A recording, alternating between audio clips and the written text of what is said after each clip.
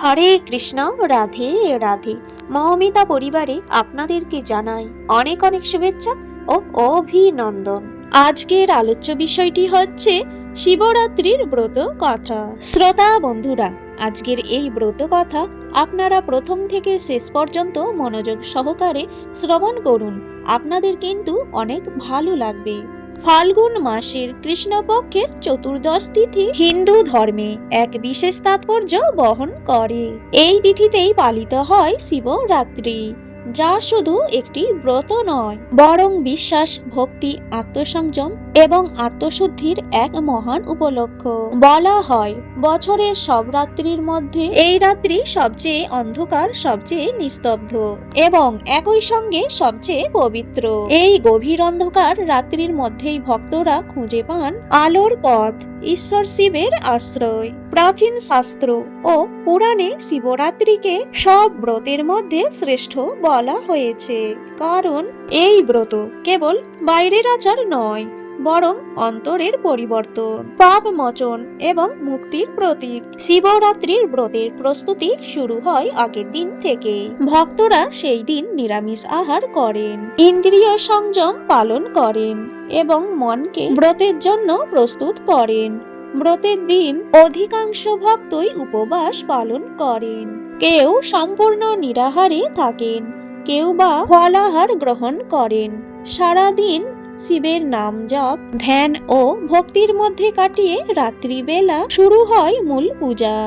এই রাত্রে 4 প্রহরে 4 বার শিবলিঙ্গের পূজা করা হয়। প্রত্যেক প্রহরে আলাদা আলাদা উপাচারে শিবকে অর্ঘ্য নিবেদন করা হয়, জল, দুধ, বেলপাতা, ধূপ, দীপ ও ফুল দিয়ে। এই 4 প্রহরের পূজা যেন মানুষের জীবনের 4টি স্তরকে নির্দেশ করে: শৈশব, যৌবন, প্রৌঢ়ত্ব ও বার্ধক্য, যেখানে মহাদেবী চিরস্থায়ী আশ্রয়। বাংলার সমাজে দীর্ঘদিন ধরে একটি প্রচলিত ধারণা রয়েছে যে শিবরাত্রি একমাত্র নারীদের ব্রত, বিশেষ করে অবিবাহিত মেয়েরা ভালো স্বামী পাওয়ার আশায় এবং বিবাহিত নারীরা সংসার সুখী হওয়ার কামনায়। কিন্তু এই ধারণা সম্পূর্ণ নয়। শিবরাত্রি কোনোভাবেই শুধুমাত্র নারীদের জন্য নির্দিষ্ট নয়। পুরুষরাও এই ব্রত পালন করতে পারেন এবং প্রাচীনকাল থেকেই করে আসছেন। বরং পুরাণ অনুযায়ী প্রথম শিবরাত্রি পালন করেছিলেন একজন পুরুষ। এই ব্রত লিঙ্গভেদে নয়, ভক্তির গভীরতায় নির্ধারিত। পুরাণে বর্ণিত আছে, শিব নিজেই দেবী পার্বতীকে বলেছিলেন যে ফাল্গুন মাসের কৃষ্ণপক্ষের চতুর্দশ তিথিতে রাত্রিতে যে ব্যক্তি নিষ্ঠা ভরে উপবাস করেন, শিবের পুজো করে, তিনি তার সমস্ত পাপ থেকে মুক্ত হয়। এমনকি সেই পুজো অজান্তে বা অনিচ্ছাকৃতভাবে হয়েও যায়, তবুও শিব সেই ভক্তের ওপর প্রসন্ন হন। এই বিশ্বাসের পেছনে রয়েছে এক অত্যন্ত শিক্ষণীয় কাহিনী, যা যুগ যুগ ধরে লোকমুখে প্রচলিত। অনেক অনেক দিন আগে বারাণসী নগরে এক ব্যাধ বাস করত। সে ছিল পেশায় এক শিকারী। দিন রাত সে বনে ঘুরে জীবজন্তু হত্যা করত এবং সেই পেশার মাধ্যমেই তার জীবন চলত। ক্রমাগত হিংসা ও প্রাণ হত্যার ফলে তার জীবনে প্রায় অজস্র পাপ সঞ্চিত হয়েছিল। তার জীবনে কোনো ধর্মবোধ, ভক্তি বা ঈশ্বর চিন্তা ছিল না। একদিন সে আগের মতোই শিকারের সন্ধানে বেরিয়ে পড়ে এবং অজান্তেই গভীর বনে ঢুকে যায়। সারাদিন ধরে সে বনের মধ্যে এক প্রান্ত থেকে অন্য প্রান্তে ঘুরে বেড়ালো, কিন্তু আশ্চর্যের বিষয়, সেই দিন তার ভাগ্যে একটিও শিকার জোটেনি। সূর্য অস্ত যেতে যেতে সে ক্লান্ত, ক্ষুধার্ত ও হতাশ হয়ে পড়ে। রাত গভীর হলে বুঝতে পারে সে এখন আর বাড়ি ফেরা সম্ভব নয়। বনের অন্ধকারে হিংস্র প্রচুর ভয়, তার ওপর সারাদিন না খাওয়ার দুর্বলতা, সব মিলিয়ে সে বিপর্যস্ত হয়ে পড়ে। বাড়ি ফিরলেও সে খালি হাতেই ফিরবে, পরিবারের জন্য কিছুই নিয়ে যেতে পারবে না। এই চিন্তাও তাকে কুড়ে কুড়ে খাচ্ছিল। এই অবস্থায় সে সিদ্ধান্ত নেয় আজ রাতে সে বাড়ি ফিরবে না। কাছেই একটি বড় গাছ দেখে হিংস্র পশুদের হাত থেকে বাঁচার জন্য সে গাছে উঠে পড়ে। সেই গাছটি ছিল একটি বেল গাছ।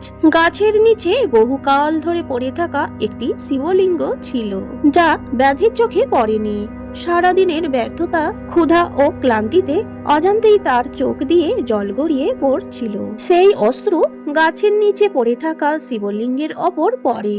তার হাত পা নড়াচড়া করার সময় গাছ থেকে কিছু শুকনো বেলপাতা ভেঙে পড়ে শিবলিঙ্গের মাথায়। সে জানতো না যে বেলপাতা শিবের প্রিয়। সে জানতো না যে আজ শিবরাত্রি। সে জানতো না যে উপবাস ও রাত্রি জাগরণ শিব পূজার অংশ। অথচ অজান্তেই সে শিবরাত্রির সমস্ত শর্ত পূরণ করে ফেলেছিল।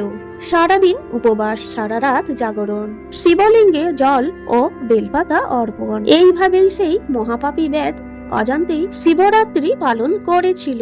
ঈশ্বর শিব তার নিষ্কলুষ অজ্ঞভক্তিতে প্রসন্ন হন। পরদিন ভোরবেলা ব্যাধ বাড়ি ফিরে যায়। সে তার স্ত্রীকে রান্না করতে বলে, নদীতে স্নান করতে যায়। স্নান সেরে ফেরার পথে এক ক্ষুধার্ত মানুষ তার কাছে খাবার চাইলে ব্যাধ তাকে ফিরিয়ে দেয় না, বরং তাকে বাড়িতে নিয়ে এসে পেট ভরিয়ে খাওয়ায় এবং তারপর নিজেও আহার করে। এর মধ্যে দিয়ে সে দান ও অতিথি সেবার ধর্ম পালন করে ফেলে।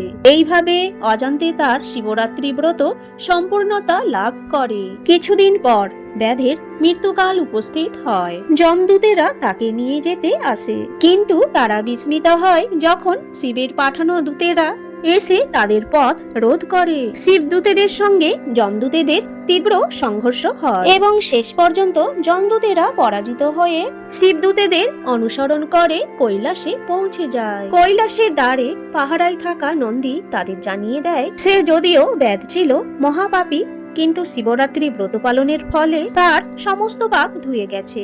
অতএব এখন তার ওপর যমের কোনো অধিকার নেই। যমদূতেরা হতবাক হয়ে যমলোকে ফিরে গিয়ে সমস্ত ঘটনা তারা যমকে জানায় এবং প্রশ্ন তোলে, যদি এইভাবে মহাপাপীরাও মুক্তি পেয়ে যায় তাহলে যমের কীর্তিত্ব কোথায়?